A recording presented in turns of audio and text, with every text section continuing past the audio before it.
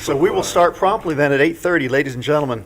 Thank you so much, 7:30. Thank you so much for arriving. I'm still on keys time, so for your attendance here and being here for our October meeting of the Lewisville Town Council. It's always a pleasure to see faces out there looking back at us and folks that have a sincere desire to keep up with the business of the town. Folks that are watching at home, we hope you'll feel like you're actively participating in your town government, and certainly if you have comments or questions, you'll contact us at a future date, and we'll be glad to certainly make you part of the discussion. With that, we'll start our meeting as we customarily do. Pastor Tom Lee will give us our invocation. Always good to see you, Pastor. And then Justin Tiddy will come up and lead us in the Pledge of Allegiance. You're with Troop 712. 719, okay. And who's the young man there with you? You want to come up and after our invocation, you want to come up and lead us in the Pledge of Allegiance as well? Very good. Give us a second. We'll carry on the business from above, and then we'll come down below. Let's pray. Our Father, as we come together tonight for this meeting, make us aware of your presence with us. As we come, we give thanks for the many blessings of life, the blessing of life itself, for the blessing of this lovely day that we have. We thank you, too, for this town that we live in and its many citizens. We pray in a special way now for those who are suffering in our state and other states through the waters of the flood. Be with them. Be with those who suffer in the war-torn areas of the world. And be with our nation and our state as we seek to choose new leadership. We ask your special blessings tonight on the members of our council as they seek to lead us and guide us in the direction that our town needs to go. Again, may we be aware of your presence as we continue through this meeting, for we ask in Christ's name. Amen. Amen. Thank you, Pastor Tom. Gentlemen, come on up. You can come right here, right in the center. That way you can be front and center for our TV audience. Gentlemen, we'll take it at your cue.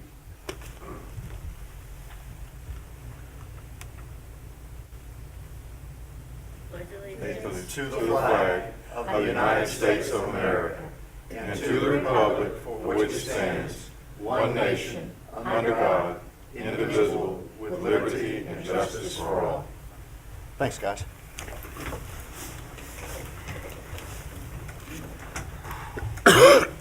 Very good. As customary, we'll introduce our town council as part of our roll call, and we'll start over with Mr. Zinger. I'm Councilman Jeff Zinger. It's a pleasure to be here tonight. Good evening. I'm Ed Smith. Pleasure to be here. Thanks for joining us. Good evening. I'm Sandra Mock. Thank you for coming tonight. I'm your mayor, Mike Horn. Robert Green. I'm Ken Sadler. Councilman Franklin is absent, and I believe he had an excused absence. Very good. Okay. Ladies and gentlemen, you have an agenda in front of you. Ms. Orell, there has not been any changes or additions since okay. Very good. I believe, let me be sure here. I'm not seeing on our agenda the closed session. No. Mr. Mayor, you'll need to add that. Very good. Okay, Yes. so after our final public comments before we adjourn, I'd like to add a closed session, and Mr. Huff will bring us into the discussion. It's before a real estate matter. So if we could add that under, for the good of the order, I guess we'll just make it substitute B before we go to final council comments. Motion to approve the agenda. Mr. Zinger makes a motion. Second. Smith makes a second. All those in favor, please say aye. Aye. Any opposed? Thank you very much. We have an approved agenda. Hank, if you'll walk us through the consent agenda. Mr. Holman, Yes, ma'am. would you like to introduce staff that's here tonight? I will, that's a really good idea, and thank you for reminding me. We just happen to have a a very good group of hardworking staff members that I often overlook, as I just did a few moments ago, but let me introduce you to them right now. Our town manager, Hank Perkins, our town attorney, Bo Houff, sitting there. Behind the camera tonight, which you won't see at home, is our communications specialist, Rachel Domenico. Domenico.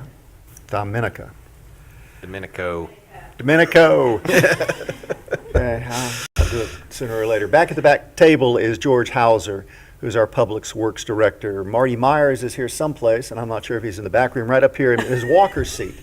Marty Myers, who's our Director of Planning. Pam Orell is our Director of Finance.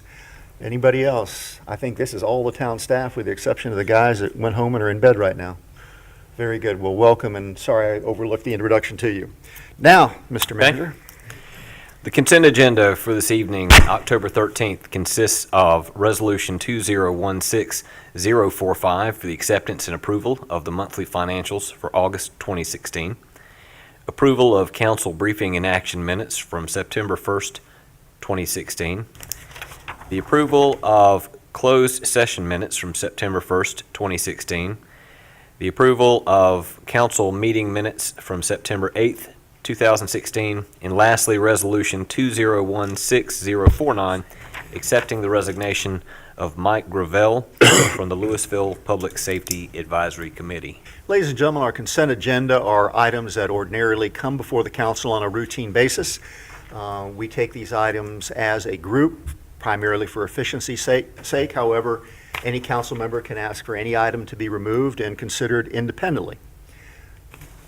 If there are no items to come off separately, I'll entertain a motion to approve the consent agenda. So move. Second. Mr. Smith makes the motion, Mr. Zinger makes the second. Any further discussion? All those in favor, please say aye. Aye. Any opposed? Thank you very much. My favorite part of the meeting.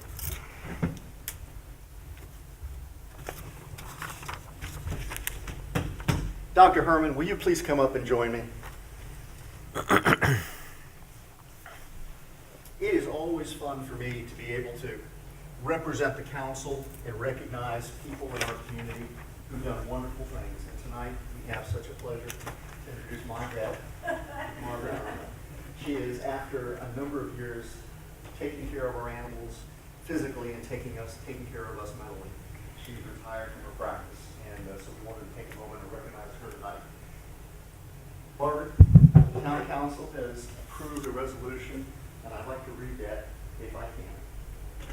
Whereas it is an intrinsic value of our community that we recognize the positive role that pets have in our lives, and whereas providing care for our pets is among the noblest of endeavors, and whereas for the last 16 years, Dr. Margaret Herman and her staff at Shalford Animal Hospital have endeared themselves to our residents through their compassionate care of our pets, and whereas through her extraordinary skill and ability to connect with pets and their owners, she has provided a healing presence and peace of mind that has gained her the adoration of those who know and love her.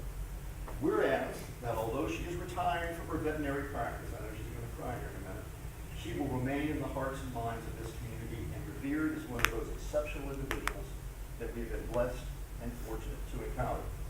And whereas beyond her caring for our pets, Dr. Herman has been a part of the fabric of our lives through her participation in many community activities. Now, therefore, be resolved that the Lewisville Town Council expresses our heartfelt appreciation to Dr. Margaret Herman for her extraordinary talents and contributions to our community in ways that will be remembered for many years to come. We wish her the best in her newer adventures, knowing that she will continue to enrich the lives of all she touches. That is resolved and effective upon this day, 13th of October, by the Lewisville Town Council.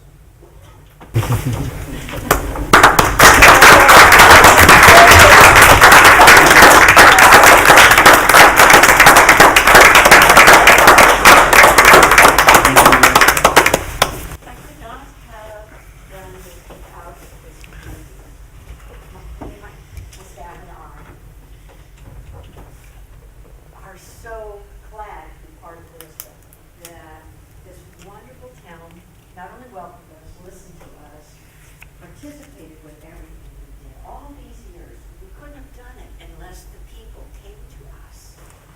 We couldn't have helped all these animals. There is no community that I know of anywhere, of all the places I have been, where I would rather have called home, where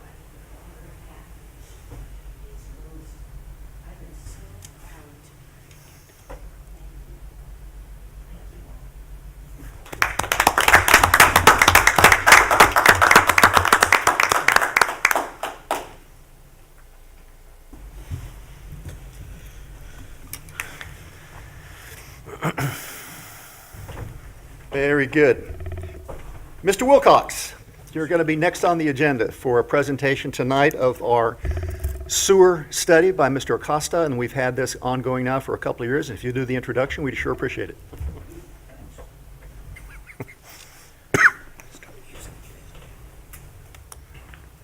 Thanks, Mr. Mayor and Council.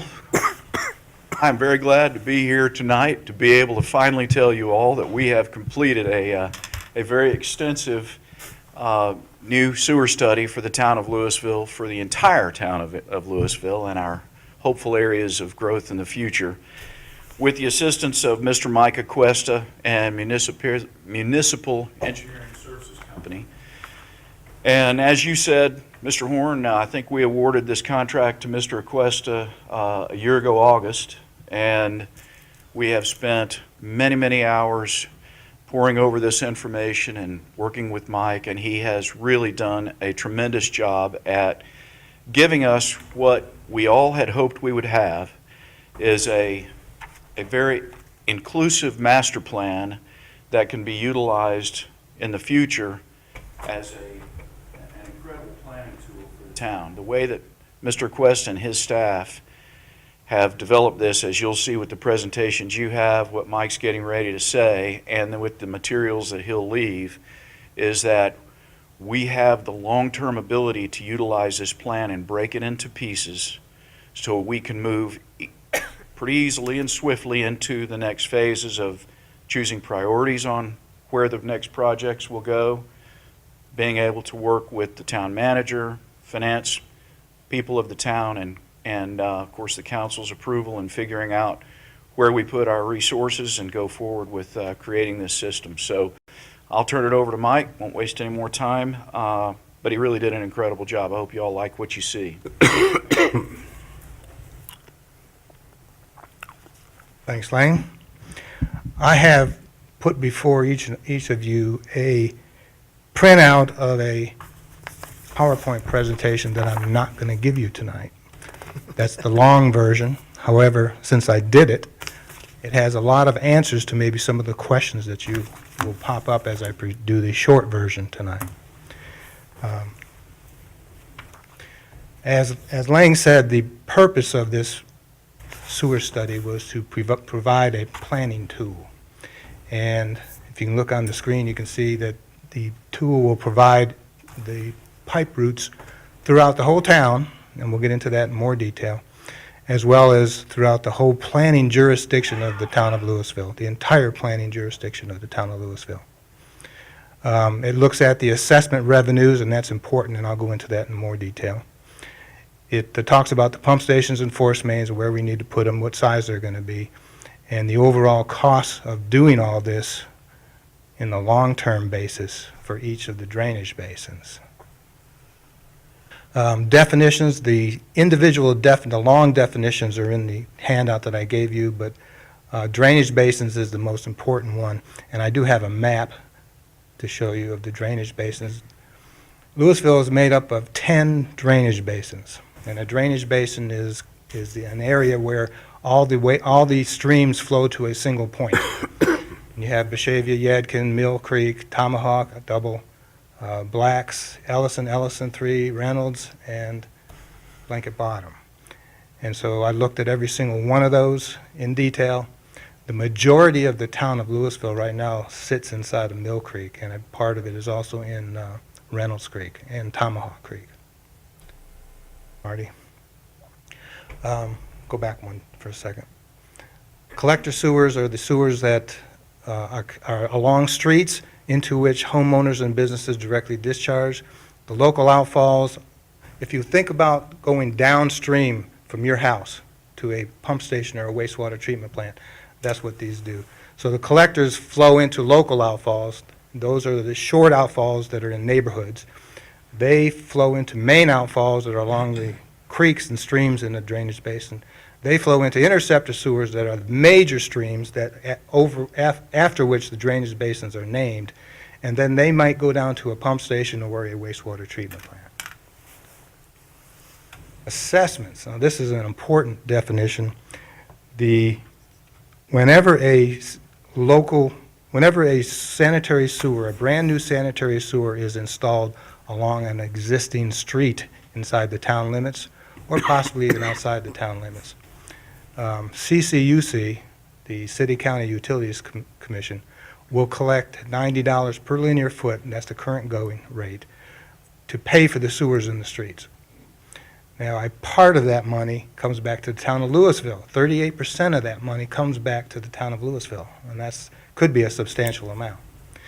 That money could be used by the town of Lewisville to build or upsize other sewers into which the collector sewers on those streets would discharge. It's $45 per side of the street, or $90 per linear foot for the frontage, and 38% of the assessment comes back to the town of Lewisville. All right, the study is broken down into two sections. The first section was the collector sewers on existing streets inside the town limits. Section 2 was all the sewers, pump stations, and force mains needed to serve all the areas inside and outside of town based on zoning in every single drainage basin. And in Section 1, Marty, I looked at every single existing street inside the town limits of Lewisville that is not sewered. Every single street. There's hundreds of them. I mapped every single one of them. I put a sewer on every single one of them, and calculated the linear footage using Google Earth and the mapping,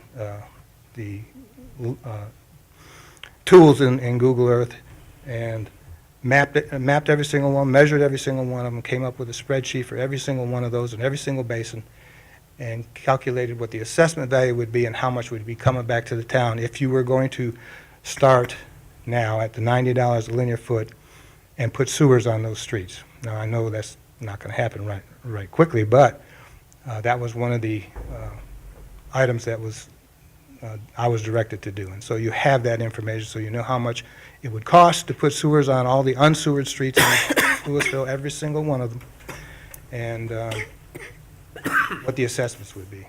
If you open the spreadsheet, I prepared a spreadsheet for every single basin. This is Ellison Creek. There's one for every single basin. It showed the length of every sewer on every single street, the assessment value, the flow that would be generated by the households on that street, depending upon the number of lots and the zoning, and ends up at the bottom with a total assessment value and the total amount of flow in that drainage basin. That was a monumental task to start with. I spent many days and weeks.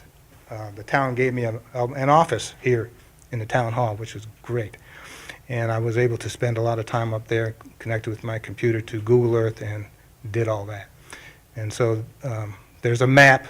I didn't have one for this presentation, but there's a map for every single drainage basin that has streets inside the town limits that are unsewered. All right, study section 2. I was fortunate enough to have some App State graduates working for me who were graphical information system experts, and they were able to use the GIS maps for Forsyth County. We got them from the county, and we broke them down into the drainage basins in Lewisville, and we have a map for each of the drainage basins in Lewisville. And on top of that, we put the zoning in the town of Lewisville and outside the town of Lewisville. So not all of the town not all of the drainage basins are inside the town. There's a lot of the drainage basins are outside the town. But I looked at everything inside the town and everything outside the town. For outside of the town, we used the growth management area GMA4 zoning. And when I show you a map, you'll see it. This is the green area on the map. For that zoning, the square footage of the individual lots is 20,000 square feet. Now, the Utilities Committee decided that it is not not every single square footage of a basin is going to be developable. So they decided on a factor of 75%. So I used the 75% factor in the GMA areas outside of town to reduce the amount of developable area. That reduced the number of lots, but that's more reasonable than saying that every single square foot of land inside the GMA4 areas is developable, because it's not. All right, you can probably see that yourself in your mind. So we delineated the zoning areas, all the zoning areas in each basin, whether they're inside the town, outside the town, and developed the number of lots for each of the zones. And Marty, if you want to show a map for Ellison Creek.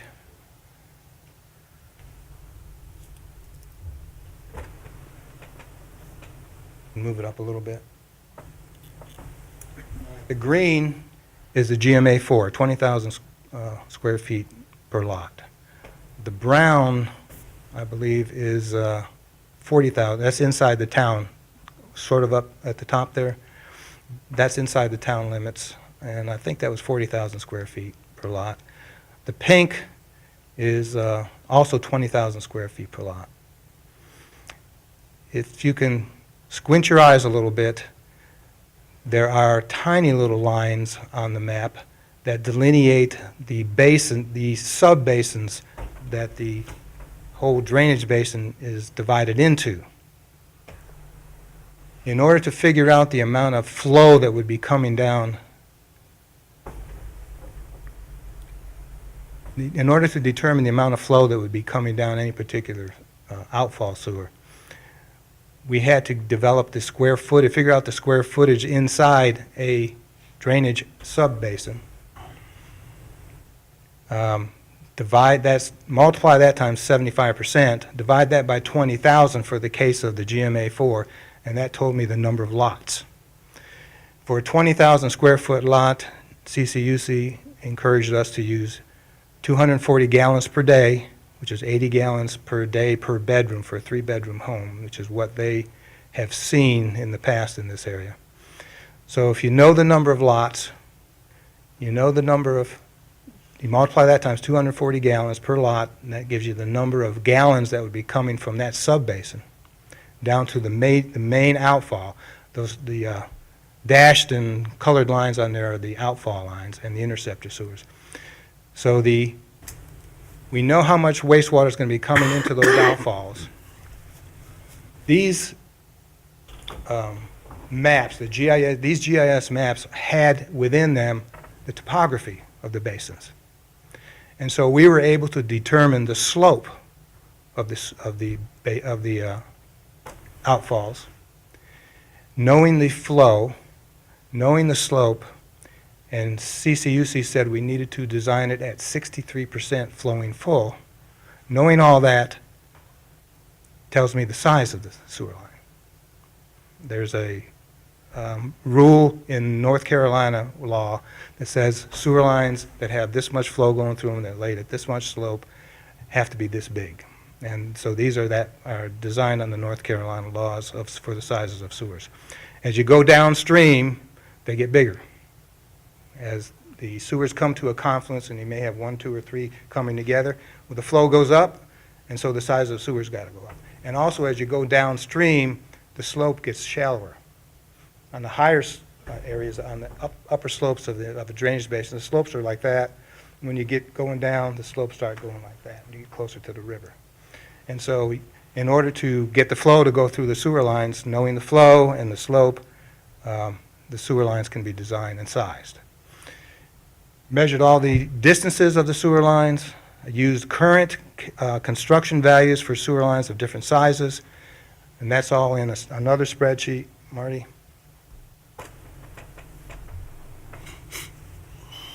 Again, I'm just looking at Ellison Creek. I just picked that one as one that was general. So for each of the individual zoning areas inside a basin, we mapped we put an ID to it far over to the left. You can't see it on there, but to the far left there's an ID. And that corresponds with an area on the map. Certain zoning that corresponds with that area on the map. There's the full area zoning. There's the reduced area zoning. If it was outside the city, we multiplied it times 0.75. If it was inside the city, we didn't change that. Knowing the zoning, the number of lots per acre tells me the number of lots. The number of lots tells me the flow. The flow going downstream accumulates. You know the slope. That helps me decide on the size. I measured every single a sewer line, the length, determine if it was an interceptor or an outfall sewer, and then keep going to the right, Marty. Calculated the assessment values if there was going to be brand-new collector sewers built out there. And if they were built by the town or CCUC and not a developer, then you would be able to collect some assessment. There's an easement cost, and I'm going to have a recommendation on the easements, because you're going to be not along streets for these outfalls and interceptors. You're going to be on private property, so you've got to get easements. There's engineering costs, a couple more columns to the right, Marty. And then the total sub-basin costs. And then at the very bottom, there's a total cost for the whole basin. So for Ellison Creek, the sewer, everything, it's $58 million. Now that included a pump station, because it all flows down to a point where it needs to be pumped. And then there's a force main associated with that too. CCUC told me what I needed to use as design criteria for the pump stations, so I used that. I think it was a little bit over what I would have done, but that's what they said to do, so that's what I did. So you've got $58 million to sewer everything in Ellison Creek Basin. Now, that's not all going to happen at one time. You know that for sure. But you've got the tools now with the maps, the costs, the linear footages, the streets, the sewers on the streets, to determine if you want to look at a certain area of town, and you're going to pick that area of town to sewer.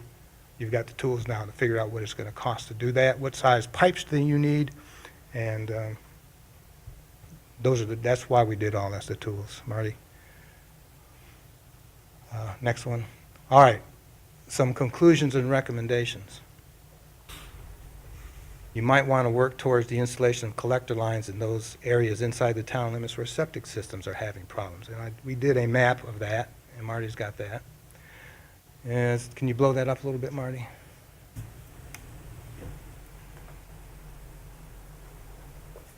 All the little green circles are where septic system problems have occurred. And these are all just inside the town. And there's some groups of them. The ones up above 421 there are in Mill Creek, and the ones down below are in Ellison, I think that's Ellison 3 Creek. Those are just inside the town limits. So for instance, if the town wanted to explore putting sewer lines in areas where septic tank systems are a problem, or becoming a problem, or have been a problem, you've got the tool to do that now. You can do that. Marty, that's enough of that. Go back to the... And of course it goes back.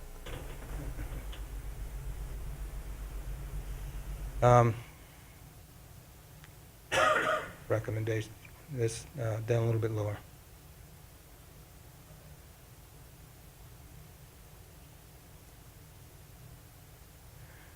Okay, easements. If you know right now that the interceptor sewer along Reynolds Creek is being paralleled, there's a design going on right now by CCUC to parallel that. Back when that was originally built, I think they may have only gotten a 25-foot or a 30-foot easement. Well, now they're having to parallel it, and they're going to have to buy more easement. My recommendation is to don't get a 30-foot easement, get a 40-foot easement, because it is very likely sometime in the future, and this is for the interceptor sewers and the outfall sewers, not the local outfall sewers, but the major outfall sewers. It's very likely that in the future, as things grow, that you're going to have to parallel those. And if you get a 40-foot easement, you can put the new sewer line inside the existing easement and not have to buy more easement. That's important. Marty?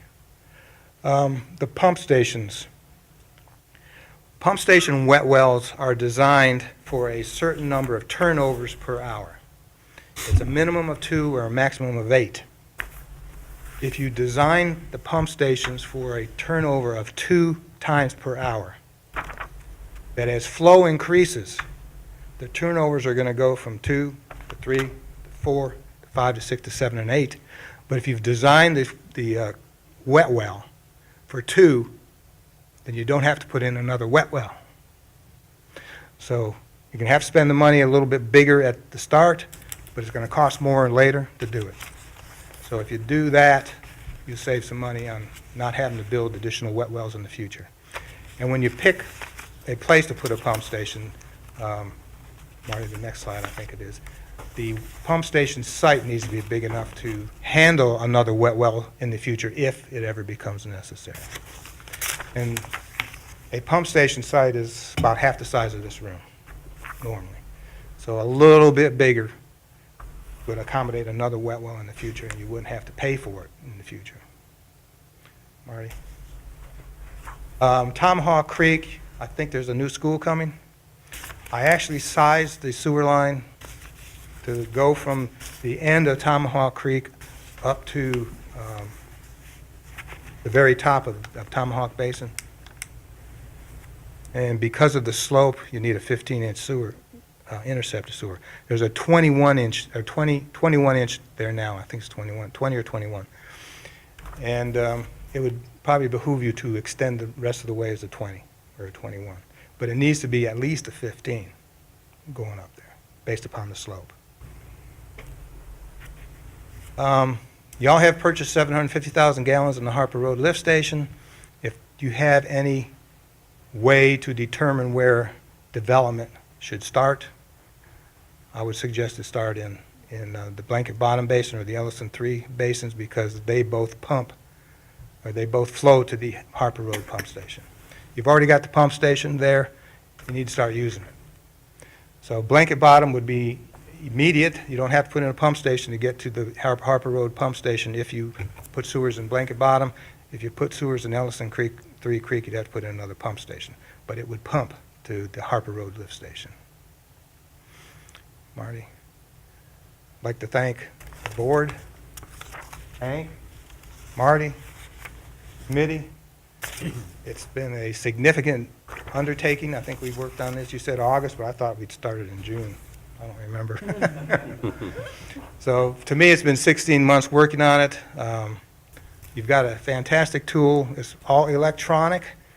It's a good tool for Marty to use in planning, and I'm certainly available to help anytime, or if you have any questions after tonight and you want me to come back, I'd be glad to do that, as always. Are there any questions tonight? I know it's a lot. The Blanket Bottom Basin that you mentioned last, and you said it should be, we should start utilizing the pump station that we have available to us. What sort of costs associated, we saw Ellison Creek and the costs associated with that. It was similar to that. I think it might have Similar? been, a little bit less than that, because you don't have to put in a pump station and a force main. It's already there. But it's definitely in the, probably a $20 or $30 million range, I think. Okay. That's for everything now. It's not going to develop that way. No, I understand. The land mass associated with that, is there roughly in square acreage, mileage, something like that? For The Blanket Bottom, the area that would service. How much Blanket Bottom's in our town? I'm just trying to get a sense. down there at the bottom. I'm just trying to get a sense of how many households. What's the scale on that, Marty? 1 inch equals 1,000? Say 2,000. Okay.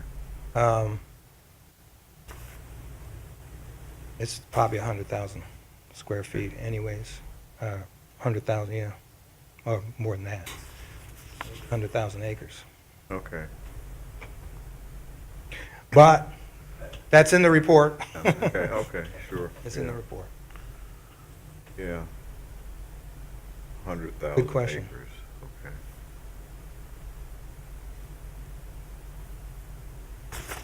Anything else? That's 100,000 acres, 40,000 square feet. 100,000 houses, Yeah. or 200,000 houses depending on the 200,000, zoning. right, yeah, A lot of that is GMA 4, which is 20,000 square feet. right. Yeah. Yes. Mike, Singer, you had a lot of history with this. In fact, this committee was first constituted under your leadership. Do you have any comments you'd like to add? I just want to say that it is absolutely a remarkable tool if you have the opportunity we had a few meetings where he was demonstrating how he was going to make this thing work for us, and it is incredible. You can go in and you can pick little sections and stuff and really break it down. And so I just have to say, when we decided to do this on the committee and we decided to use Mike, I was certain we were going to have a good product, but I got to tell you, it absolutely exceeds what my expectations were, and it's fantastic. I think should we not do as well as we hope in the future, it will not be because we didn't have the right tool. I can tell you that. It's fantastic. So, and they've done a great job with it.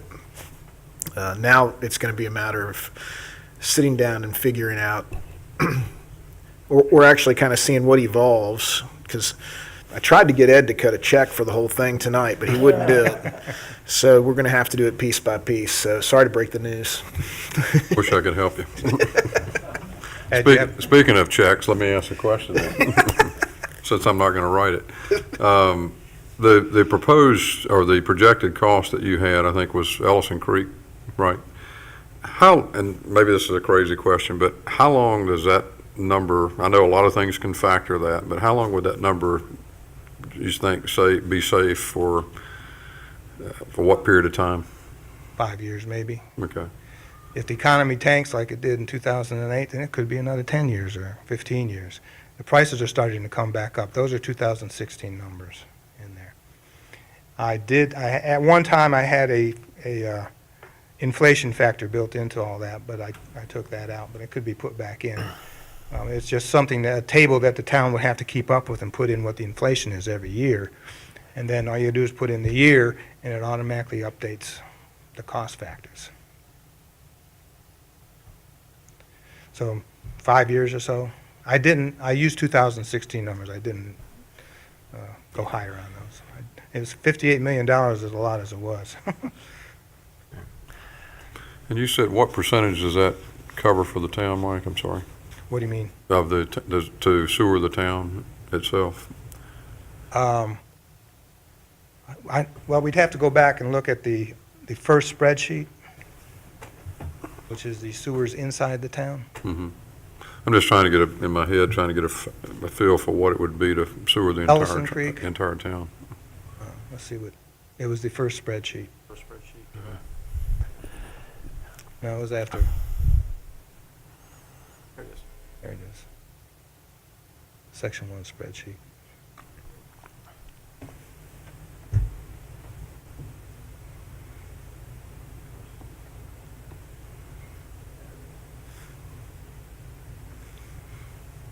Okay, go down to the bottom right. This is just the cost for the collector lines in Ellison Creek inside the town is $17.4 million. The outfall lines, the interceptor sewers is in spreadsheet number 2. If I could make a point I think it'll just to remind everybody, when you're talking about inside town on existing streets, again, as Mr. Aquesta said, CCUC does an assessment to existing homes and properties in town on existing streets. That assessment pays for the lines, a lot of this cost inside town to existing streets. The 38% contribution that CCUC is making is towards the cost of the non-assessable feature, the pump stations and force mains, the things that will not be charged in assessment. The reason they do that is under their customary model at CCUC. They know when they go into an area and they're providing sewer, they know that the cost of the non-assessable feature, the force main and the pump stations and those things, are generally, on average, 38% of the amount of money that they collected from the assessment. So, for the most part, if we are proposing an extension of the sewer system into a part of an existing street, an existing part of town, and we fit that model, there's not going to be a whole lot of out-of-pocket for the cost of the town. It's only when the town starts acting as developer and extending sewer into areas where there are no streets and no development in existence, we become the developer, and then I'm sure there are also development models that we can work with the areas that we're going into, where we can hopefully and help recoup some of the costs that we've had extending the sewers. So it's a lot of money, but I wouldn't get too strung out about it. However, and Mike, correct me if I'm wrong, the issue for us is there's nothing gravity fed. So we've got to go get that lift station. Yes. You've got to start at the lift station and then work backwards to get to any of these things. So, and do you think, here's a question I just had, do you think, it seems to me, because we've got all these basins and we have to do these lift stations, that, do you think that 38% is going to hold, or are we having a little more infrastructure, possibly non-accessible infrastructure than we would normally? The 38% is not going to hold. As a matter of fact, I figured it out. It's going to be more along the line of 17%. That the 38% that you get back is only going to pay for 17% of the other infrastructure you have to put in. Non-accessible. But that's if you do the whole basin. Right. Now, if you're going to be starting at the top and working down, instead of starting at the bottom and working up, you're starting at the town where the town limits are and working from there outside of town, you're probably going to be putting in some interim pump stations. We talked about that, and I actually put some on some of the maps at one time. And if you do that, then what Hank just said will probably be true, because you won't be building the whole infrastructure at one time. Gotcha. But then you're going to end up with pump stations that are going to be taken out of service Right. later on. Needless to say, with the incredible expense, it is going to be extremely important, and this is what makes this tool so fantastic, to watch for opportunities where we can link. For instance, somebody comes along and wants to develop, 20 acres someplace and they want sewer. We can take a look at this plan and say, okay, they want sewer, and they're going to have to do X to get it. It would really be smart for us to do this and this, because it sets the table Exactly. for, 2 years down the road or 5 years down the road or something. And that's what makes this tool so fantastic, is we would, if Marty or George or the Utilities Commission or whatever get somebody that comes through, they're going to be able to look at it. They can adjust the numbers for like you were talking about. They can adjust the numbers based on price, and they can just nail it and go, this is what it's going to cost the town of Lewisville. I mean, what I expect is the Utility Commission to end up coming to us and saying, hey, this development has come along. We would recommend that the town do this much of a section, and it's going to cost $3 million, and here's why. I mean, that's how I kind of see it, how I see it evolving. Also, a developer will put in a sewer system, and he only needs an 8-inch outfall. Right. But you want a 10-inch outfall or a 12-inch outfall.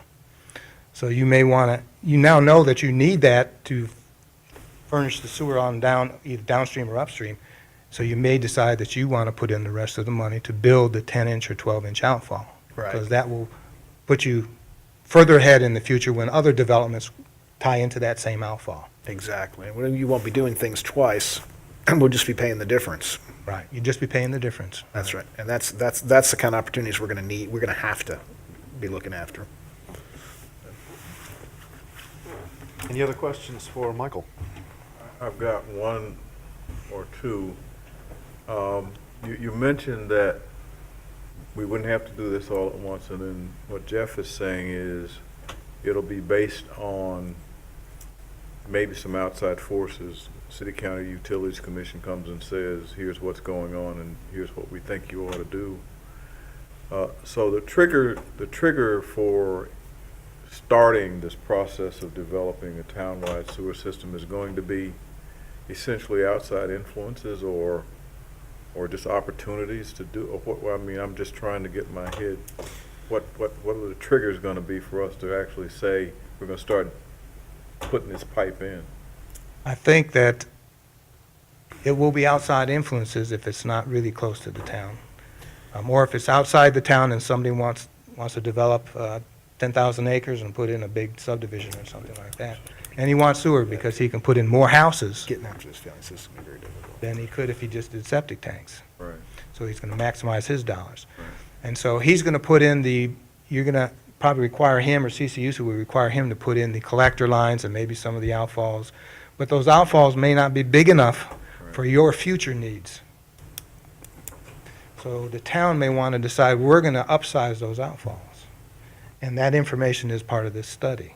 So you can decide, we know that we should have a 12-inch outfall there instead of an 8-inch outfall, so that in the future we'll be able to put more wastewater in there. So that's where the town needs to decide if that's what they want to do or not do at that point. But for those places outside of town, it might be private developers. For inside town, if the town wants to pursue fixing the septic tank problems, that would be something the town would pursue. Another example, though, of what would spur it would be, for instance, we're talking about building the Great Wagon Road. There's going to need to be a sewer pipe there. It would make a lot of sense to put that in when the road's put in, rather than come back later and do it, or and so on. And so that's a place where we've got some action happening that we're generating. We want to go ahead and get that done. And so this gives us the ability to look at that and say, okay, this is going to start to happen. Here's what we're going to need to do. We can budget for it. The sewer line for Great Wagon Road's in the project. It's on one of the maps and it's in one of the spreadsheets, so. You also said we needed to start using that pump station because we bought this capacity. Yeah. So I'm not sure I understand what that means. Well, I don't know that you would have a methodology in place to dictate where development goes. If there's some type of benefits you could offer to somebody to put in there, look at Blanket Bottom, do developments instead of someplace else, then you would start using that pump station. I don't know if you have a way of doing that inside the town, to say, thou shalt develop over here instead of over there. Probably not, but you might, I don't know. But if you do or can, that's where you should start looking, because you've got that pump station there, and might as well start using it. You'd spend a lot of money to get it. Sure. And you mentioned earlier when you and I were talking that because of gravity, we've got the advantage of gravity, I guess, in that area. Every single one of these basins has been designed for gravity flow, Okay, all of them. And they go down to a certain point where you have to pump them. okay. And that's, a lot of places, it's right close to the river, where the Yadkin River. The basins all generally end on the Yadkin River. And so the pump stations for the whole basin would be down close to the river. Black's Creek, I found out when I was doing this the last time, Black's Creek actually discharges into Ellison Creek. And so originally I had a pump station in Black's Creek, and I had one in Ellison's Creek. We don't need that. You only need one in Ellison's Creek, because Black's Creek discharges into Ellison Creek, so I got rid of a pump station. Okay. And again, if things develop from up near the town limits down to the river, you're more than likely going to have interim pump stations. You've already got some interim pump stations in the town, and that's just the way things develop.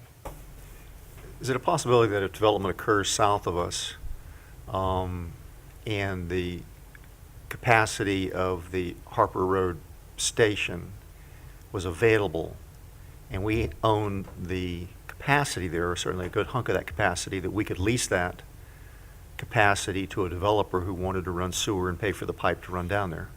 Sure. So there'd be potentially an opportunity to temporarily lease that.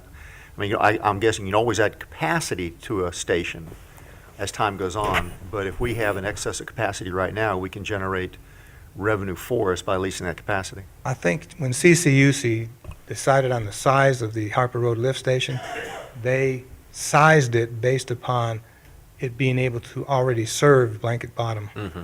And your capacity is over and above that. Okay. So the capacity that you have bought into Harper Road could be used for Ellison Creek and Ellison 3 Creek and Blacks Okay. Creek. But Mike, here's where we got to pay attention. Piece of property on Harper Road, not in our town. Developer comes along and wants to develop it, and he's going to run a line up Harper Road to get to it. He only needs an 8-inch line. Right. Well, we want to have an opportunity, and this is, we're going to have to work with Clemens, because we want to have an opportunity to say, well, wait a minute.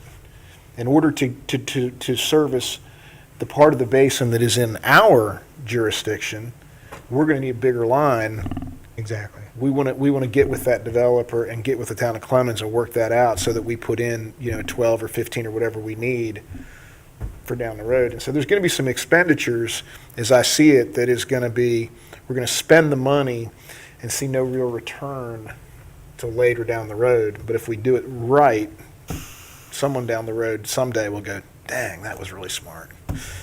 So. And there could be, depending on how you structure it, there could be possibilities when people want to discharge into your interceptor or your outfall line. Yeah. Pay you back for your initial cost that you put in to upsize it. They can pay you back for part of that. If you're on the road, you collect the tolls. Yes. Yes, that's exactly right. We discussed all that, I don't know how many times in the committees, in the committee meetings. Any other questions for Michael? Once again, on behalf of the council, thank you for the work. Lang, thank you for your leadership. Mr. Rankler, you're here tonight. Thank you for participating in that committee. I know you guys have met long and hard. Jeff, thank you for your initial guidance there. There have been a lot of hands, a lot of fingers in this to get this product We're here on the today. committee too for a while. That's right.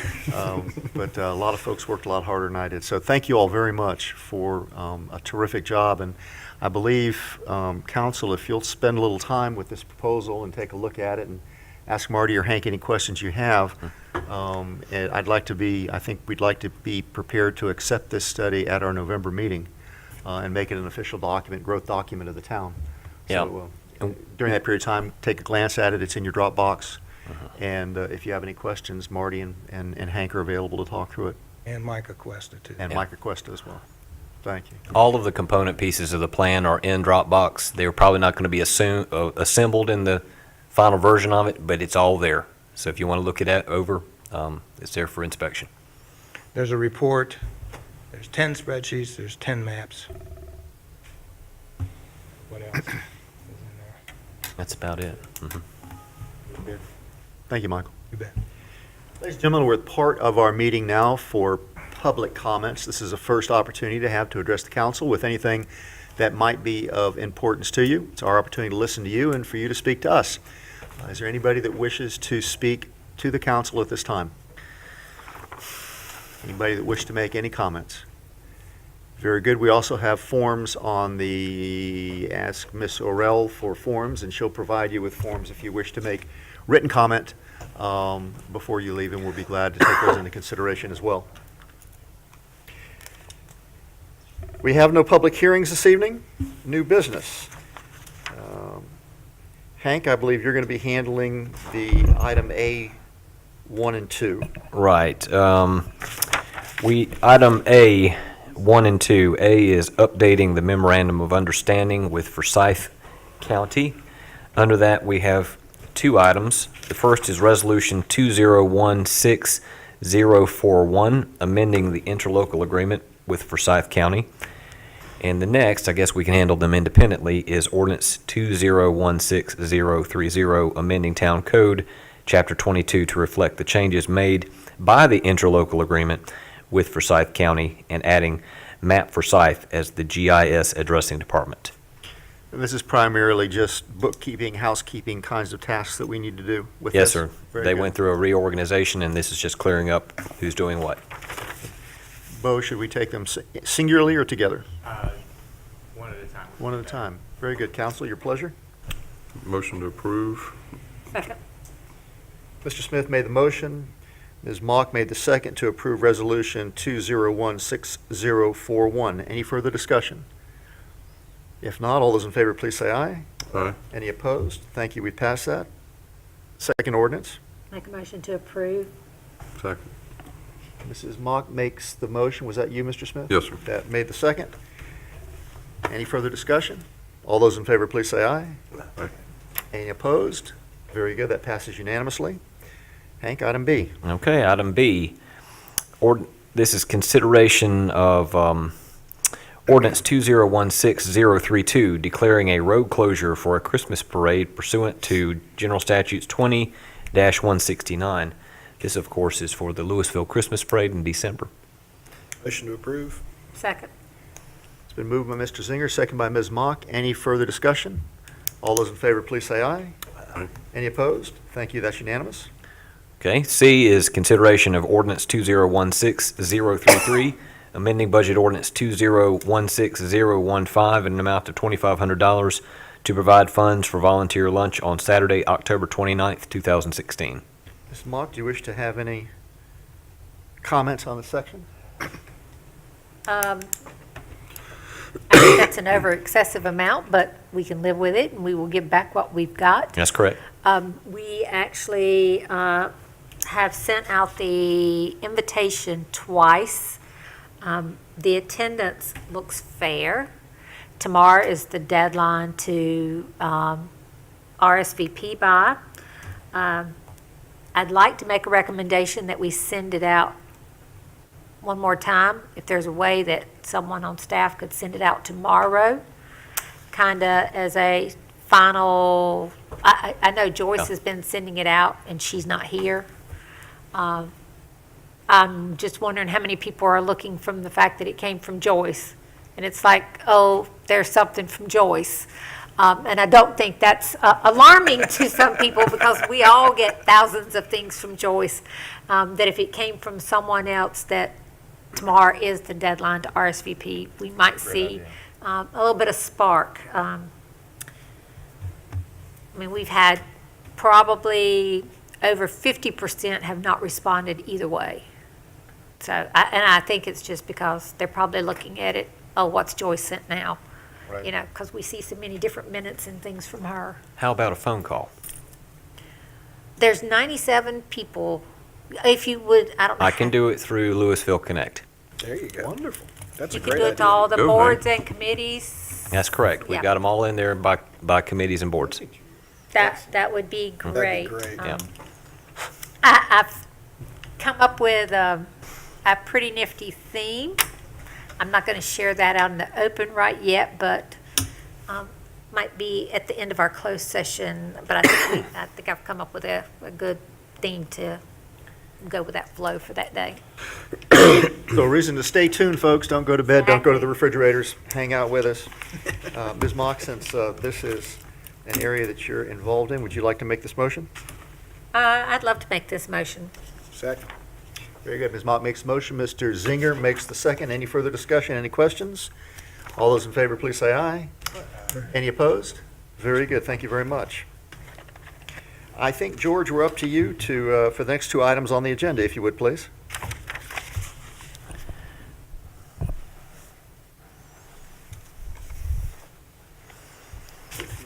Council, you have before you Resolution 2016047, awarding a contract for pavement condition survey to U.S. Infrastructure of Carolina. And this is for the condition survey that we will try to do every 3 years, but we've not done it through a firm since 2010. And what they will do is go through and make an assessment of all the roads in town for distresses, alligator cracking, rutting, ride quality, volume, and they give us a considerable amount of deliverables with all of the information that they collect. Any questions for George? George, that study, is it like done over a year period of time? or- He wants to get started late October, and it will probably take about, I would say, the better part of 30 days. Okay. Any other questions for George? We'll entertain a motion. To approve? Second.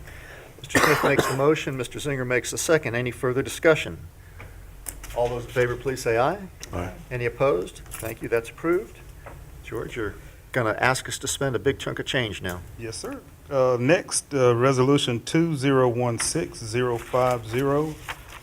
This is a contract for street resurfacing, and this is to Yakin Valley Paving of Winston-Salem, an amount not to exceed $194,569.34. And we've got about 8 roads, I believe, that we're looking at to perform maintenance on. This will be our fall maintenance. Are these file roads pavement. listed on our website? They're not yet. They will be. Yes, sir. When So it- folks, if when you it's want to know approved. if your road's on the list, give us a day or two and we'll have it up on the website and you can check and see. Any other questions for George? When's the last time any of these roads received any attention?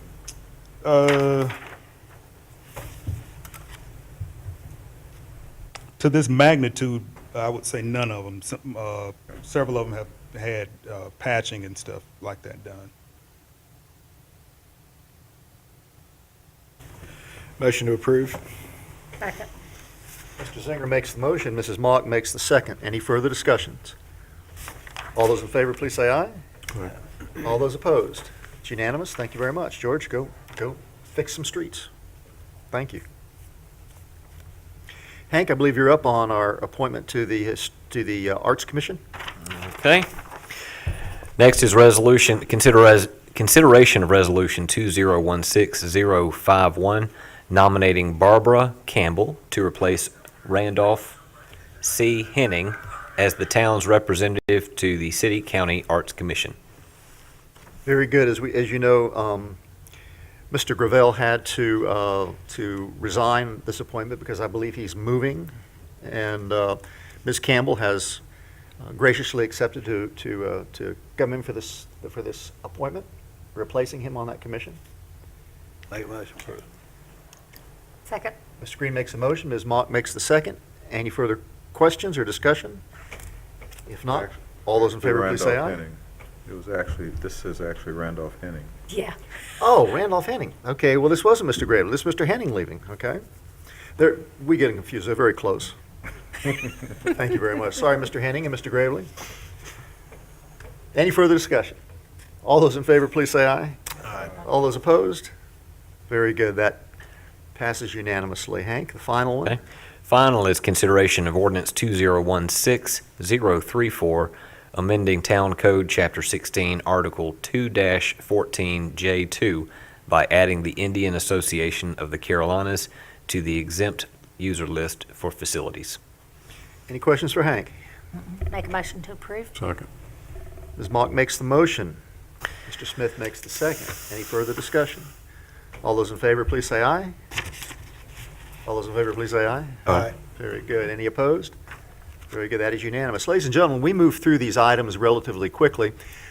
Please understand that the council has a briefing session the first Thursday of every month where we spend time diving into these on a much different level. We get a full staff support and presentation on these items, and so it gives our council an opportunity the week between the briefing and this meeting tonight to ask any questions and do their own research. So we're not rushing through this as first glance. We've spent the appropriate amount of time deliberating the importance of these items to the town and asking the questions that we need to ask before we make the vote this evening.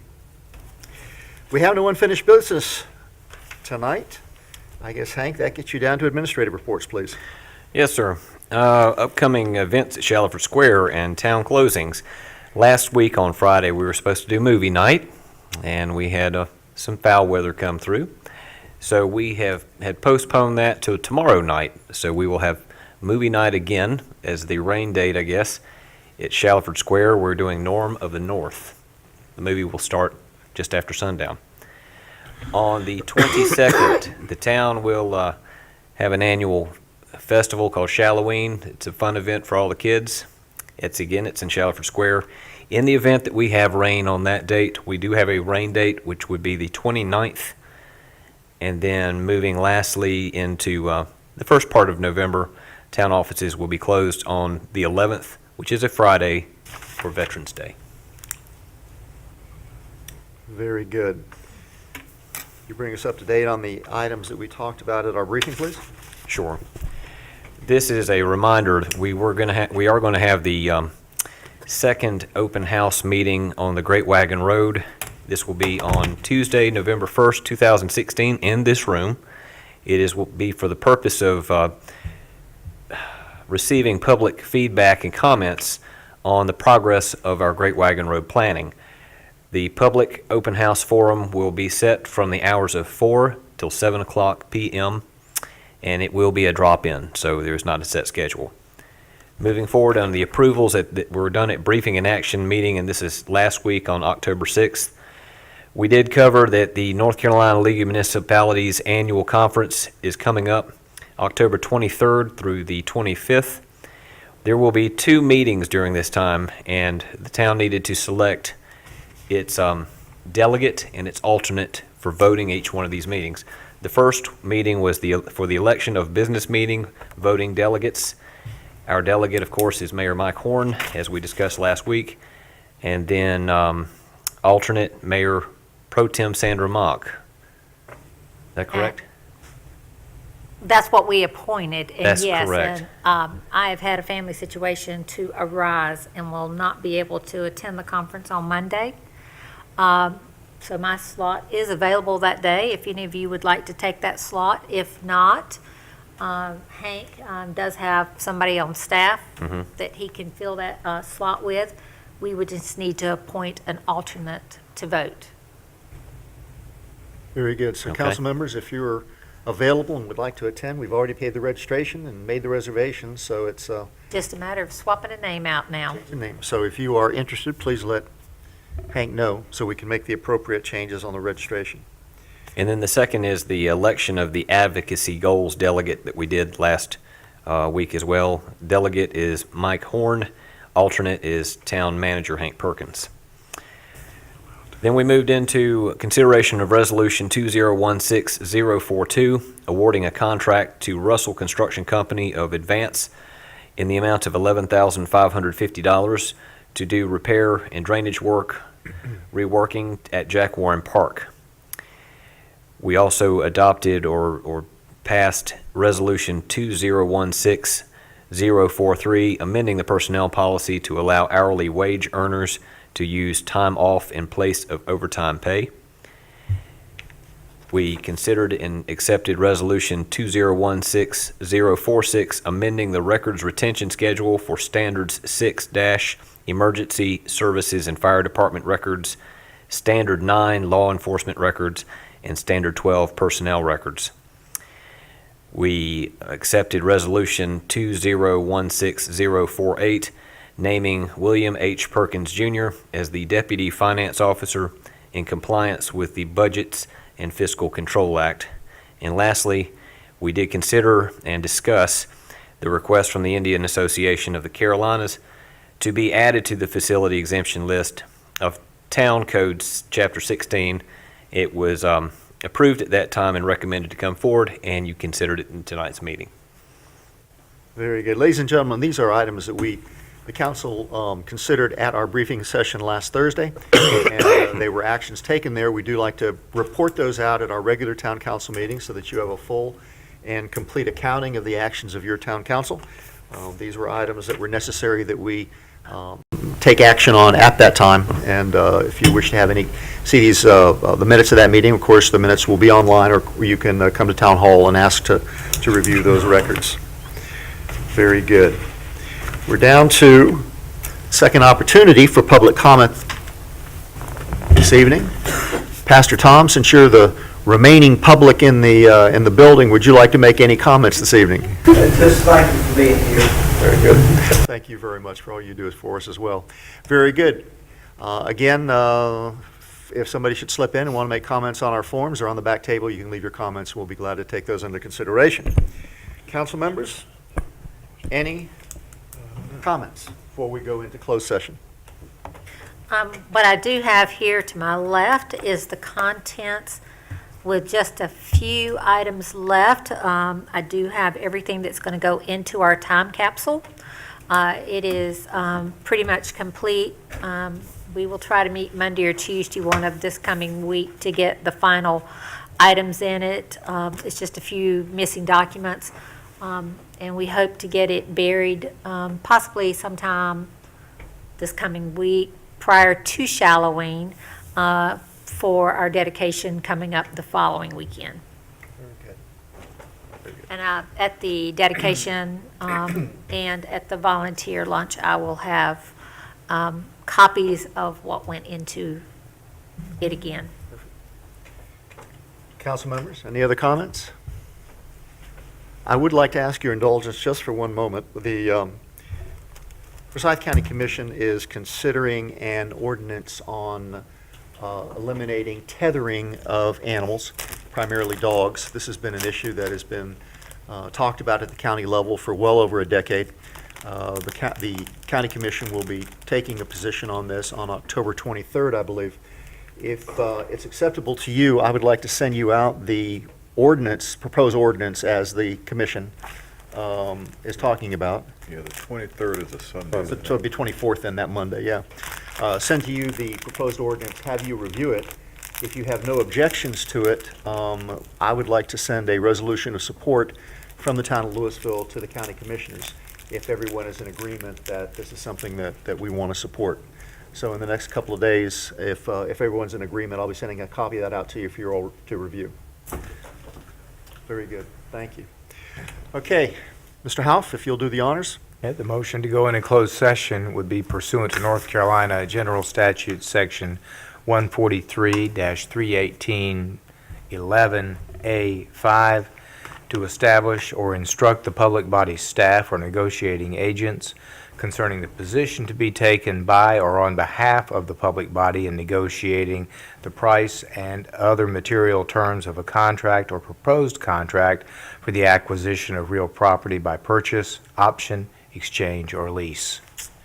Thank you. Ladies and gentlemen, we will be going into closed session in a moment with the appropriate motion and second. We don't anticipate any action coming out of this. In fact, we won't have any actions coming out of this closed session. So we've lost all of our audience here, so you folks at home feel free to turn on the blacklist or whatever happens to be on NBC or CBS or ABC this evening. Don't think we have a football game. We might have a football game. It's Thursday night. Yeah. But thank you very much for your attention tonight. We're very glad that you're with us and very glad you took the time out of your schedule to be part of your town government. With that, we'll entertain a motion. Make a motion. Second. Okay, Ms. Mock makes the motion to go into closed session. Mr. Smith, Mr. Zinger had a toss-up, so we'll give it to Mr. Zinger. Any further discussion? All those in favor, please say aye. Aye. Any opposed? Very good. We will be in closed session. 8:41.